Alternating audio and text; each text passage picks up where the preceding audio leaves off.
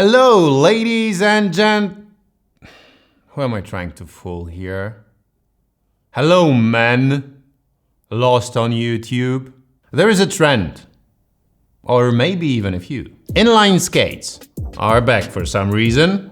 CD sales just rose for the first time in almost 2 decades. Wired earbuds are so hot right now. This is from December last year, but we can still quite safely assume that wired buds are still hot and are here to stay. Because apart from being hot, they are also cheap, and cheap is the new hot. You know that if you visited a gas station lately. First it's gas, then Netflix, Spotify. Maybe that's why some iPod modders give Apple's abandoned music player new life. Streaming services are like wireless earbuds, not hot anymore.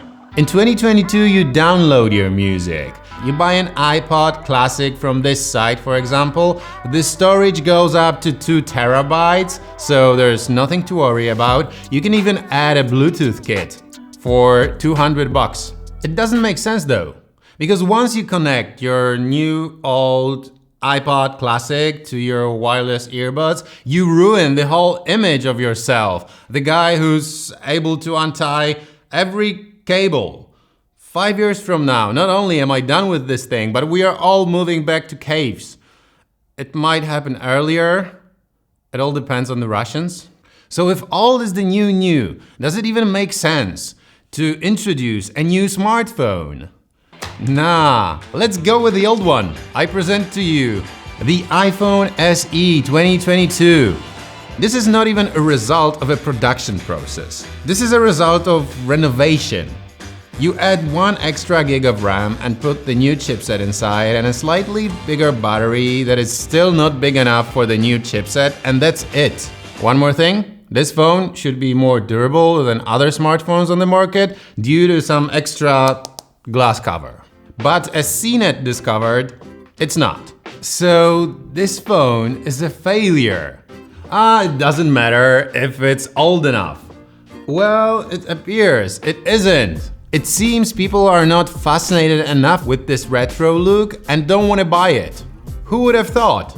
Obviously not Apple. They had to cut the production plans for this product by 20% lately. So maybe this approach wasn't right. Maybe people don't want to buy a phone that looks exactly as iPhone 8 from 2017. Maybe they want to buy a phone that looks like a phone from last year. This is Samsung A53 5G. It looks exactly like its predecessor, Samsung A52s 5G.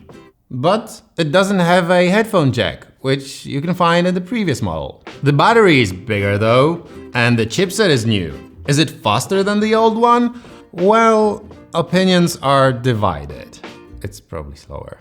So, is this new smartphone worse than the previous one? Well, you can say that if you don't like Samsung. But how can you not like Samsung? They try to be like Apple but cheaper, and remember, cheaper is the new hot this year. Apple releases the Studio Display. It has an IMAX panel, 6 speakers, 3 mics, and 1 terrible camera, according to The Verge.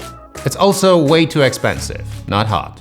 Samsung comes up with the new M8 monitor. It's 4K instead of 5, and maybe the camera isn't as terrible as the one in Apple's product, but the price is less than half the price of the Studio Display. And it comes in pink. And who doesn't want a pink monitor? So this is an old phone, and this is not a new phone. And even though it seems we're getting more and more excited with some retro tech lately, I don't think these products are worth your money. Why? Because they are not there yet.